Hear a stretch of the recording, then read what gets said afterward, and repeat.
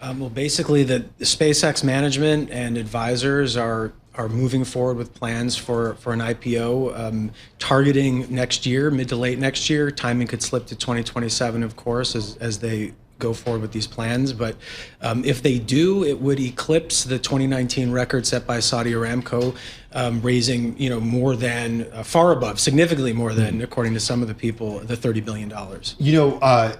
In previous years, Eric, we've talked about the idea of SpaceX potentially spinning off Starlink. Carol's been a longtime Starlink subscriber, fair to say, right? Yeah. Yeah, you've known the tech. Cool. It's really cool. I just experienced it for the first time recently. Where do you use it, by the way?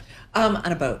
Oh, very nice. And it's How does it work? Is it good? It's fabulous. Yeah. And what's interesting, because you go to a lot of marinas and the Wi-Fi is not usually very, very good. And even though they try to create systems and so on and so forth, it's incrable. But you could stream us on YouTube. On Starlink. Yeah. And it's just fascinating. You see the dish move as, it's pretty cool. Yeah. So service is great. Is the iteration of SpaceX's IPO that you and Ed write about, does that include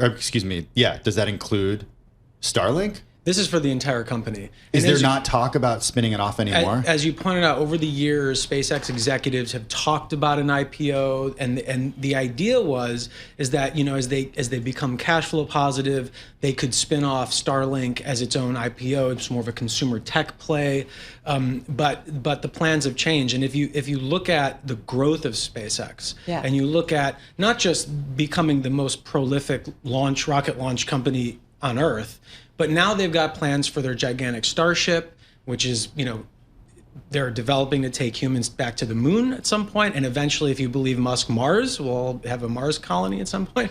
But you think about that, and I shouldn't have laughed. And then you think about Starlink, which you brought up. I mean, now they've got millions of subscribers. They're operating the largest satellite network in low Earth orbit.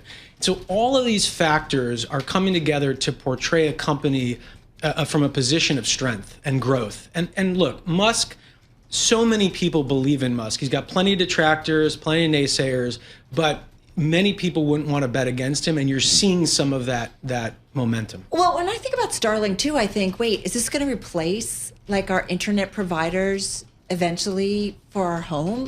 How far can this go? And is that part of the plan here? That's the key question. If you think about capacity. So for a while, Starlink wasn't good at operating in areas where there's fiber optic cable, for instance. They can't compete with that. It takes longer for data to move through space than cables. Yeah. But as they got more and more satellites, they're getting better and better. So you're starting to see their service improve.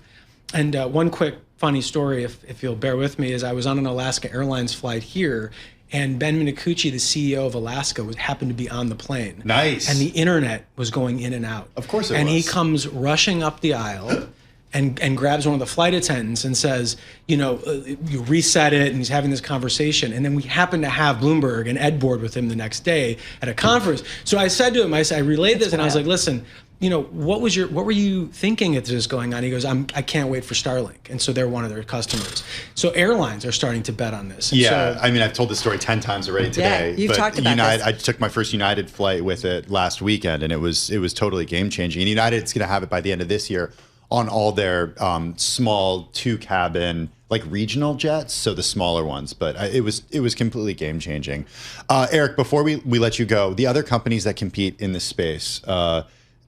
Not in the delivering internet from space, but in the actual rocket launching, like a Rocket Lab USA, for example. How are they doing right now against SpaceX? Well, our story sent their shares higher after the news of the IPO plans came out.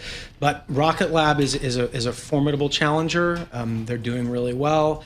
There's companies like Firefly. There's a host of companies around the world that are trying to challenge Musk and try to rise up against SpaceX. But right now, they're the dominant player. All right. Can I just say, though, $30 billion, $1.5 trillion, we're talking about a valuation. It could be even more, couldn't it? Could be a very good point. It could be even more. There's got to be. It's a long process. It's worth mentioning.